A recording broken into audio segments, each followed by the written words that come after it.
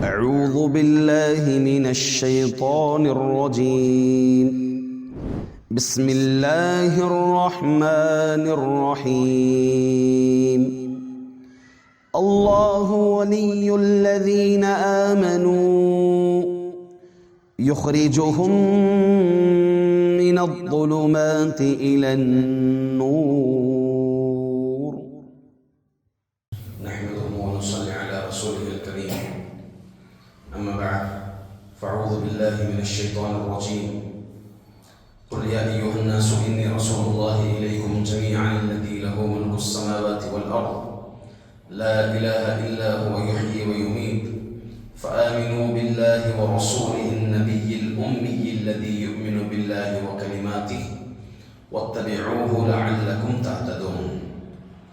معزز حاضرین، ایمان کا چوتھا رکن نبیوں پر ایمان لانا. اس سلسلے میں ہمارا آخری درس ہوا تھا. اللہ کے رسول صلی اللہ علیہ وسلم کی فضیلت تمام انبیاء پر یہ اللہ کے رسول صلی اللہ علیہ وسلم کی خصوصیات میں سے تھی. آج کے درس سے انشاءاللہ اللہ کے رسول صلی اللہ علیہ وسلم کے بعض حقوق آپ کے سامنے رکھے جائیں گے. رسول اللہ صلی اللہ علیہ وسلم کے حقوق میں سے پہلا حق یہ ہے کہ اللہ کے رسول صلی اللہ علیہ وسلم کو اللہ کا بندہ اور اس کا رسول مانا جائے. اللہ کے رسول صلی اللہ علیہ وسلم کی لائی ہوئی شریعت پر تفصیل سے ایمان لایا جائے اور یہ عقیدہ رکھا جائے کہ اللہ کے رسول صلی اللہ علیہ وسلم نے اللہ تعالیٰ کی طرف سے مکمل شریعت اللہ کے رسول صلی اللہ علیہ وسلم ہم تک پہنچا دیے ہیں. اللہ کا بندہ اور رسول ماننا، جیسا کہ اللہ تعالیٰ نے فرمایا بلکہ اللہ کے رسول صلی اللہ علیہ وسلم سے کہلوایا، قل یا ایھا الناس انی رسول اللہ الیکم جمیعا.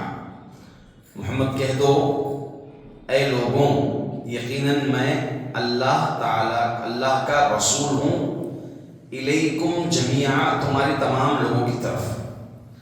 کون اللہ؟ الذی لہ ملک السماوات والارض، جو آسمانوں اور زمینوں کا مالک ہے. لا الہ الا هو یحیی و یمیت، اس کے علاوہ کوئی نہیں ہے، وہی زندگی اور موت دیتا ہے. فآمنوا باللہ ورسولہ، تو تم ایمان لاؤ اللہ پر اور اس رسول پر جو امی نبی ہے. واتبعوہ لعلکم تہتدون، اور تم اس کی اتباع کرو، لعلکم تہتدون، تاکہ تم ہدایت پر آ جاؤ. تو اس آیت سے معلوم یہ ہوا کہ اللہ کے رسول صلی اللہ علیہ وسلم اللہ کے رسول ہیں. اس پر ایمان رکھا جائے، یہ اللہ کے رسول صلی اللہ علیہ وسلم کا پہلا حق بنتا ہے. ابو امامہ رضی اللہ عنہ راوی ہیں. اس حدیث کو امام البانی نے صحیح قرار دیا ہے اور بعض محدثین نے اس کو حسن لغیرہ بھی قرار دیا ہے. حدیث یہ ہے، طوبیٰ لمن رآنی وآمن بی وطوبیٰ 7 مرات لمن لم یرانی وآمن بی. کہ طوبیٰ ہے اس آدمی کے لیے، طوبیٰ خوشخبری ہے. طوبیٰ کی کئی تفسیریں ہیں.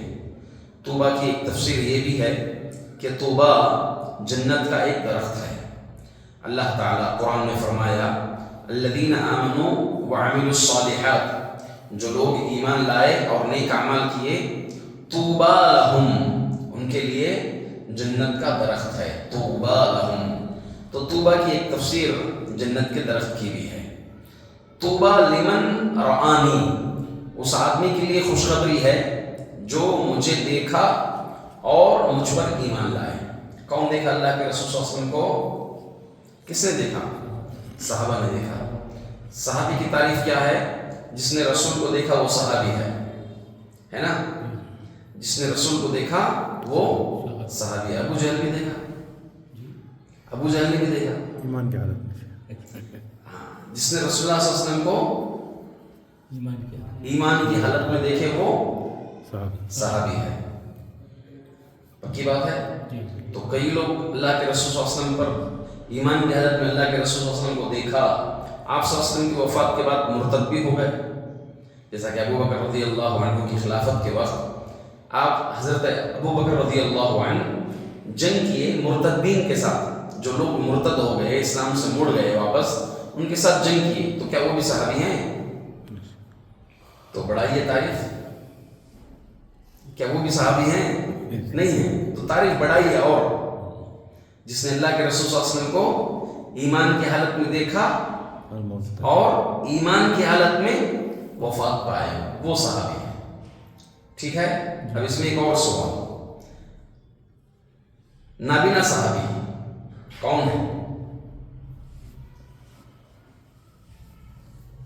عبس وتولى عبداللہ بن ام مکتوم۔ عبداللہ بن ام مکتوم نے تو اللہ کے رسول کو نہیں دیکھا، تو کیا وہ صحابی ہیں؟ جی صحابی ہیں، تو پھر کیا ہو گئی تعریف؟ تعریف صحابی کی صحیح تعریف یہ ہے جو اللہ کے رسول صلی اللہ علیہ وسلم سے حالت ایمان میں ملاقات کیے اور اسی حالت میں آپ کی وفات ہو، اس کو صحابی کہتے ہیں، انہیں صحابی کہا جاتا ہے۔ دیکھنا نہیں ہے بلکہ ملاقات کرنا ہے۔ ملاقات کرنا ہے اس لیے دلیل ہے، نجاشی اللہ کے رسول صلی اللہ علیہ وسلم کے دور میں ایمان لائے مگر ملاقات نہیں کیے، تو وہ صحابی نہیں ہے۔ نجاشی جو حبشہ میں وفات پائے وہ صحابی نہیں ہے۔ الغرض ایمان کی حالت میں جس نے رسول اللہ صلی اللہ علیہ وسلم سے ملاقات کیا ہو اور ایمان کی حالت میں وفات پائے ہوں، انہیں صحابی کہا جاتا ہے۔ الغرض اللہ کے رسول صلی اللہ علیہ وسلم نے فرمایا کہ خوشخبری ہے ان کے لیے جنہوں نے مجھے دیکھا اور ایمان لایا، اور 7 مرتبہ خوشخبری ہے ان کے لیے جنہوں نے مجھے نہیں دیکھا اور مجھ پر ایمان لایا۔ تو اللہ اکبر، اللہ کے رسول صلی اللہ علیہ وسلم پر ایمان لانا یہ بھی حقوق میں سے آپ کا پہلا حق بنتا ہے۔ آپ کو اللہ کا رسول تسلیم کرنا اور آپ پر ایمان لانا، یہ حقوق اللہ کے رسول صلی اللہ علیہ وسلم کے ہیں، اور مزید آپ کو بندہ تسلیم کرنا۔ انشاءاللہ ایک گفتگو ہوگی کہ اللہ کے رسول صلی اللہ علیہ وسلم کو وہ لوگ جو نور مجسم تسلیم کرتے ہیں کہ اللہ کے رسول صلی اللہ علیہ وسلم جسمانی لحاظ سے نور تھے، تو ان کا رد انشاءاللہ ہم آگے کریں گے۔ اللہ کے رسول صلی اللہ علیہ وسلم کو اللہ کا بندہ تسلیم کرنا، بندے کا اطلاق روح اور جسم پر ہوتا ہے، بندے کا اطلاق کس پر ہوتا ہے؟ عبد کا اطلاق روح اور جسم پر ہوتا ہے۔ تو اللہ کے بندے اللہ کے رسول صلی اللہ علیہ وسلم تھے۔ ابو ہریرہ رضی اللہ عنہ سے مروی ہے کہ اللہ کے رسول صلی اللہ علیہ وسلم نے فرمایا، والذی نفس محمد بیدہ لا يسمع بی احد من هذه الامة یہودی ولا نصرانی ثم يموت ولم يؤمن بالذی ارسلت به الا كان من اصحاب النار۔ تو یہ حدیث میں وعید ہے اس آدمی کے لیے جو اللہ کے رسول صلی اللہ علیہ وسلم پر ایمان نہیں لاتا، اور خوشخبری ہے اس آدمی کے لیے جو اللہ کے رسول صلی اللہ علیہ وسلم پر ایمان لاتا ہے۔ کیا خوشخبری ہے؟ توبہ کی۔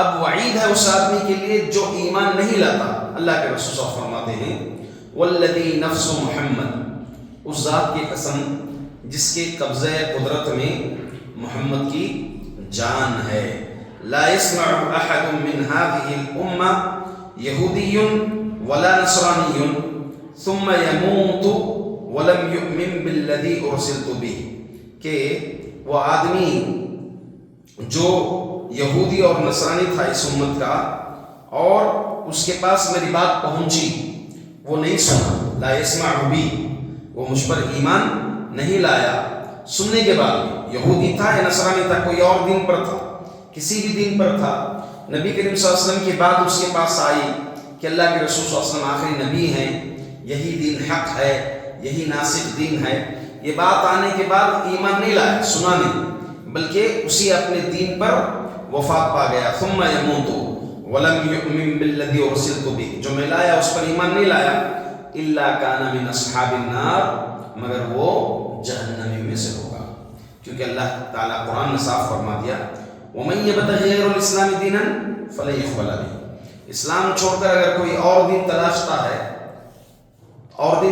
ہے تو وہ ہدایت پر نہیں ہوگا۔ ومن يبتغ غیر الاسلام دینا فلن يقبل منه، اس سے قبول ہرگز بہرگز قبول نہیں کیا جاتا۔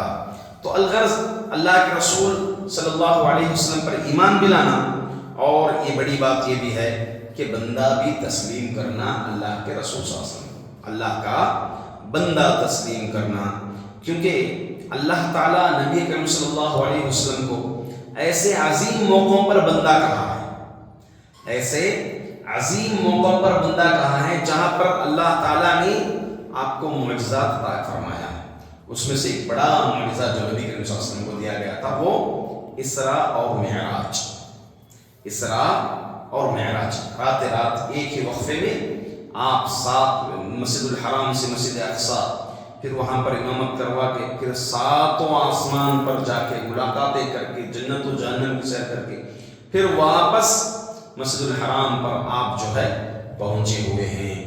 اسی وقفے میں اسی رات میں نبی اکرم صلی اللہ علیہ وسلم کے ساتھ یہ واقعہ پیش آیا۔ تو ایسے واقعے کے وقت اللہ تعالیٰ نے کیا فرمایا؟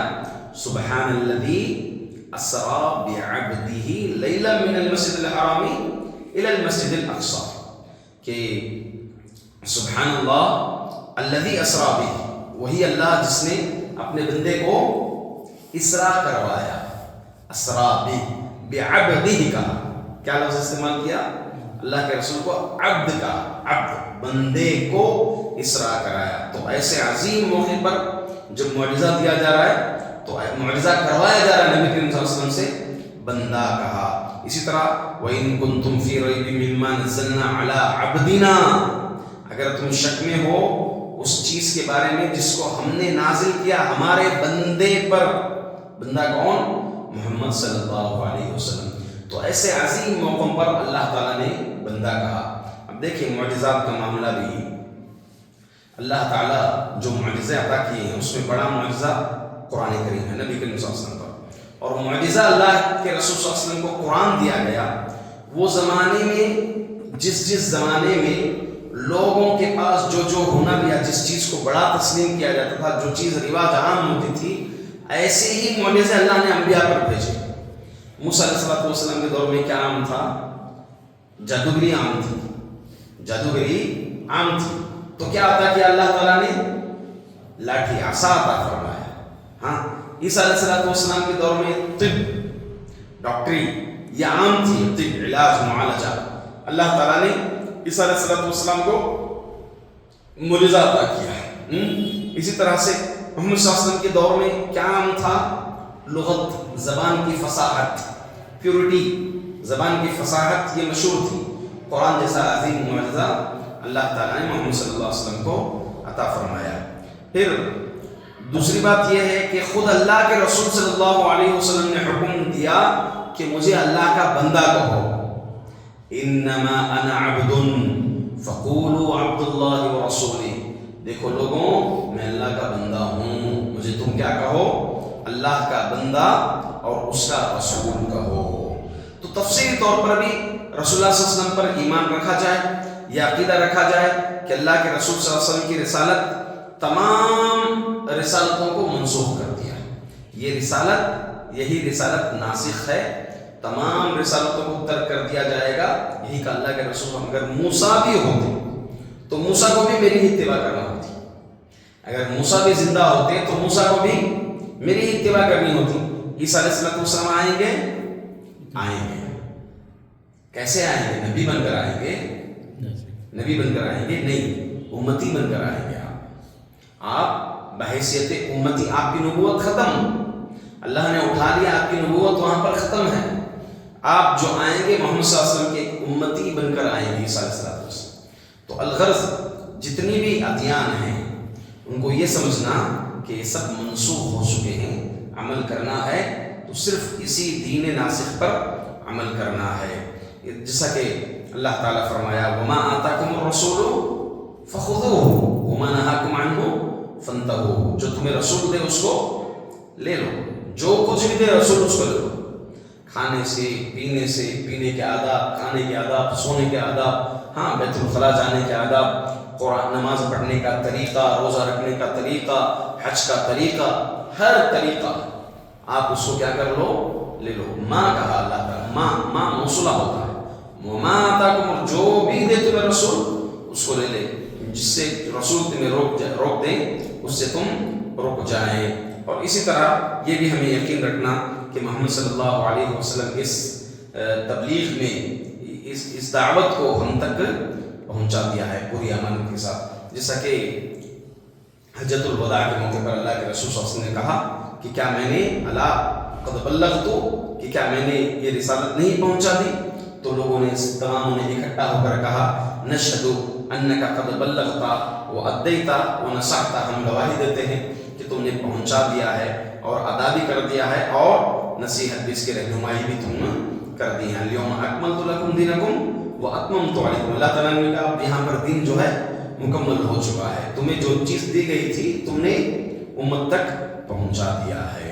الغرض یہی اللہ کے رسول صلی اللہ علیہ وسلم کے حقوق میں حق بنتا ہے کہ ہم ان پر ایمان لائیں، وہ اللہ کے بندے اور اس کے رسول ہیں۔ یہ بنیادی طور پر ہر مسلمان پر ضروری ہے کہ اللہ کے رسول صلی اللہ علیہ وسلم کا یہ حق ادا کریں۔ اللہ تعالیٰ سے دعا ہے کہ اللہ رب العزت ہم تمام کو رسول اللہ صلی اللہ علیہ وسلم کے حقوق ادا کرنے کی توفیق عطا فرمائیں، اور بقیہ حقوق انشاءاللہ کل کے دروس میں جانیں گے۔ السلام علیکم۔